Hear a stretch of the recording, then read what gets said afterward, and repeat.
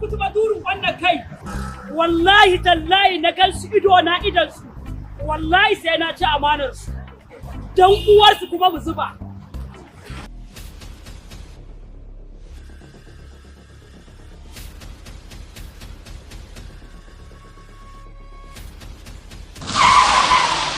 Ka gansu? Na ga ubanwa. Ubanwa na gani. Ke? Sai dan kyana hawa.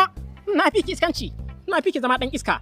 Shegen gada ne in ga miki. Saboda na zauna a Lagos. Na yi tuwo, na yi solo, na yi riya da kwai. Na yi wasa da kura, na yi wasa da biri. Haka san gada na rantsi da Allah. Ki kula kiyaye. Ba kowa za ki rika tare kina. Mai iskanci irin wannan ba. Ke, na rantsi da Allah kin ci daraja. Shigowa ta kenan daga Lagos. Da sai na miki fyaɗe.